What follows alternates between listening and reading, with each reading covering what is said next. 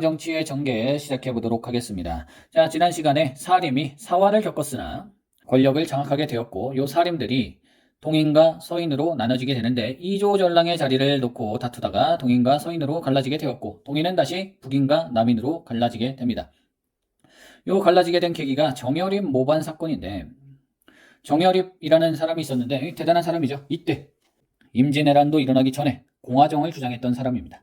대동계를 조직해서 누구나 같다, 노비도 같고 평민도 같고 왕도 같은 사람이다 라고 이야기했던 사람이죠. 그렇게 주장을 조선시대 때 하면 반역으로 몰려서 사형을 당할 수밖에 없죠. 결국 대동계가 군사를 일으켜서 왕을 죽이겠다라고 했는지 안 했는지는 모르겠으나 어쨌든 그렇게 오해를 갖고 죽게 됐고요. 정여립이 죽게 되면서 동인이 완전히 무너지게 됩니다. 정철이라고 여러분들 많이 들어보시죠? 국어 시간 때 많이 들어보셨을 텐데, 글을 잘 쓰는 정철이라는 사람이 정여립 모반 사건을 담당해서 하면서 이 동인들을 다 죽입니다. 지금으로 따지면 정여립하고 뭐 카톡이라도 한번 주고받았던 사람들은 거의 다 죽는다고 보시면 되겠어요.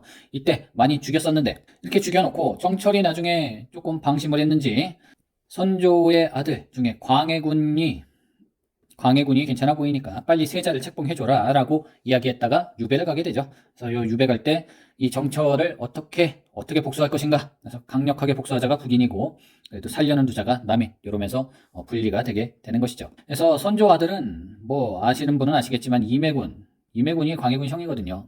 완전 뭐 엉망진창이죠. 맨날 사람 때리고.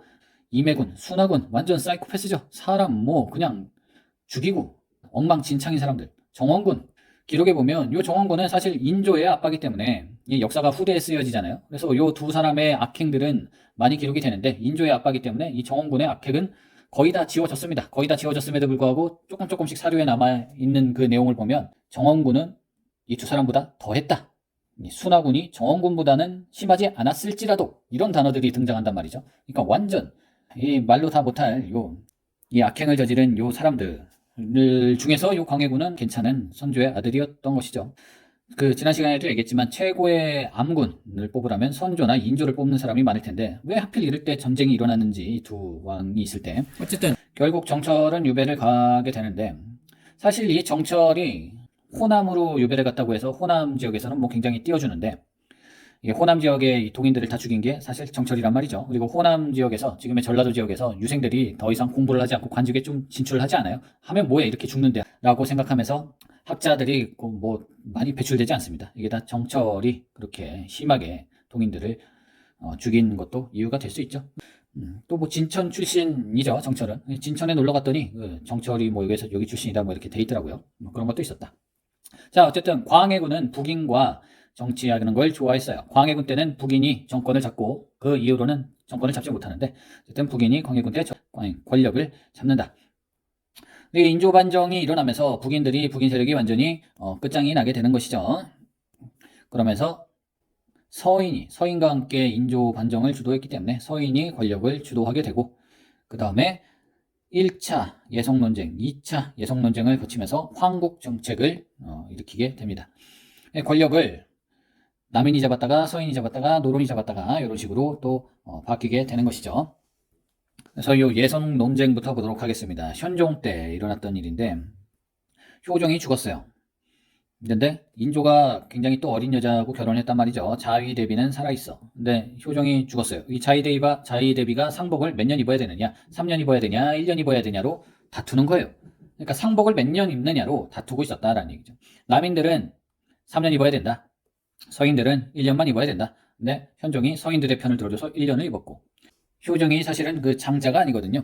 장자는 소현세자죠. 소현세자 많이 들어보셨을 텐데, 인조가 정묘호란이 끝나고 인질로 소현세자하고 효종을 같이 보내는데, 소현세자는 굉장히 거기에서 업적이 많죠.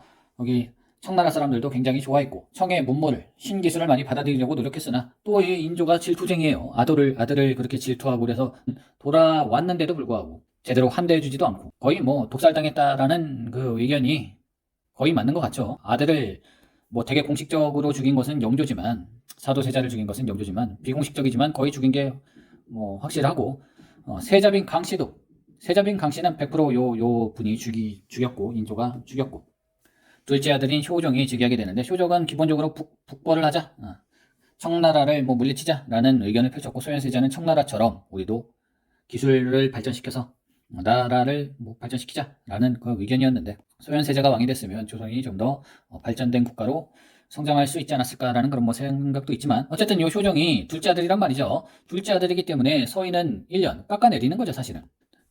남이는 3년이었으나 이후로 하자고 했으나 효종의 아들인 현종은 처음에는 서인 편을 들어줬다가 나중에 효종의 비가 또 죽어요. 그게 2차 예성 논쟁인데, 이때는 남인이 1년 하자, 1년 상복을 또 입어야 된다. 근데 서인은 9개월만 입어라, 뭘 그렇게 입냐. 그러니까 현종도 기분이 나쁘죠. 우리 아빠의 정통성을 부인하는 것 같으니까 그때 남인 손을 들어주게 되죠. 이러면서 서인이 권력을 잡았다가 1차 예성 때는 서인이 권력을 잡았다가 2차 예성 때는 남인이 권력을 잡는 이런 양상이 일어나고 있었습니다. 뭐 좀 되게 쓸데없는 짓이죠. 이때가 어떨 때였냐면 굉장히 백성들이 힘들었을 그런 상황이었거든요. 대기근이었습니다. 몇 년 동안 계속 흉년이에요. 곡식도 없고 사람 굶어 죽는 사람들 뭐 거리에 넘쳐나는데 이런 걸 따지고 있었단 말이죠. 상복 몇 년 입고 뭐 이런 거나 따지고 있으니, 나라가 원래 조금 힘든 일이 있었으면 반성을 하고, 반성을 한 다음에 좀 받아들일 건 받아들이고 그래야 되는데, 이거는 뭐 전쟁이 끝나고 더 예하게 심취해가지고 더 성리학을 더 열심히 해야 된다라고 하면서 더 망해가는 길로 가고 있었으니 조선이 제대로 성장할 수가 없었던 것 같고요.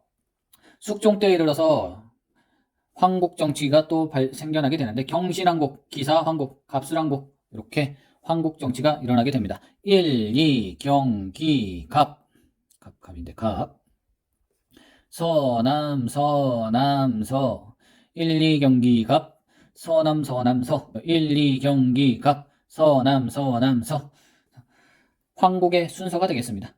그래서 이렇게 외워주시면 되겠고, 여기는 권력을 잡는 그 순서가 되겠습니다. 한 번씩 번갈아 가면서 하니까 외우기가 쉽죠. 1, 2, 경기, 갑, 서남, 서남서.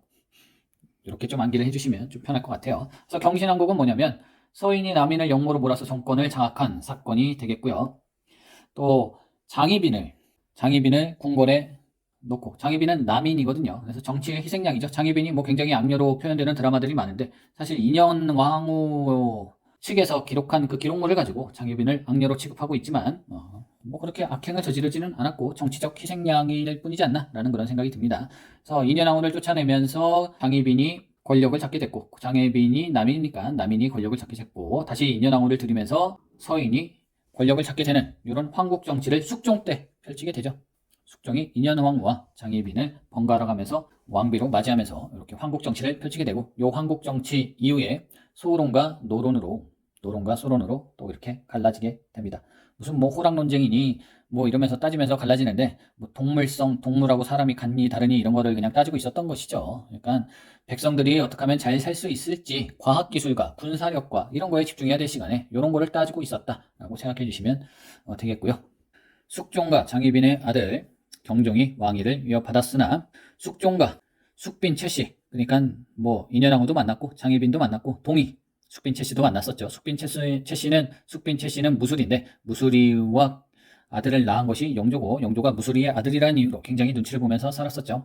그래서 경종한테 감과 뭐 게장을 올리는데 그걸 먹고 뭐 죽었다, 그래서 독살하지 않았느냐라는 루머에도 시달리면서 살았었던 것이 영조가 되겠고, 조선시대 후기에 들어서 가장 중요한 왕은 영조와 정조가 되겠죠. 정기에는 태종, 세종, 성종 이렇게가 중요했었고, 후기에는 영조와 정조가 중요합니다.